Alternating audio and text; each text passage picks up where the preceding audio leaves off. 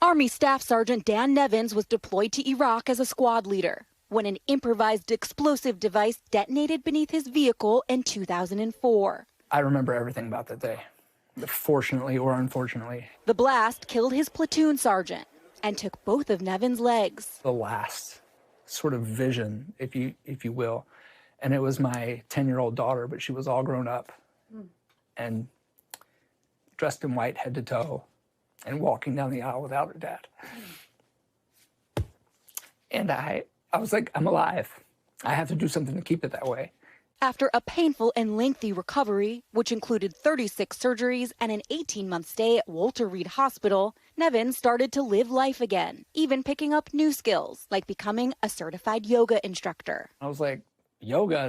That's like wrong, dude. It made the nightmare stops. When he was forced to retire from the military in 2006 because of his injuries, Nevins thought he'd be financially taken care of. But that wasn't the case. It's a tragedy, really. Nevins found out about the so-called wounded veterans tax. Under current federal policy, some injured veterans who retire early, often not by choice, get $1 taken out of their retirement for every $1 they receive in disability pay. I was told I could not receive both. You could either have your retirement or the VA. Ahead of Memorial Day, Nevins traveled to Washington to advocate for a bipartisan bill that would give all veterans their full retirement and disability pay, calling on the country and Congress to honor its commitment to veterans. We should keep our promises. I mean, I teach my kids to keep their promises, even when it's not convenient for them.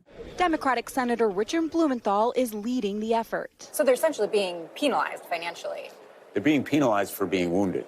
The bill would impact about 50,000 veterans, currently losing out on $1,900 a month because of the policy. Essentially, it's about simple justice and fairness. But the legislation is costly and comes at a time when the Trump administration is looking to trim government spending, including at the Veterans Affairs Department. What the Doge, Musk, Trump slashing and trashing is doing to our Veterans Affairs Department is absolutely unconscionable. A spokesman for the VA said the agency does not typically comment on pending legislation and vowed there will be no cuts to health care or benefits for veterans. The Department of Defense did not return a request for comment. Nevins now hoping his personal experience will help inspire action. If it takes sharing a story or like digging up some uncomfortable wounds, then so be it. Now, in terms of a path forward, Senator Blumenthal said he's going to try to bring this bill up under unanimous consent on the Senate floor in the coming weeks. And he's also going to try to attach this measure to an annual defense policy bill. But in the meantime, Dan and his fellow veterans are going to keep fighting for this legislation.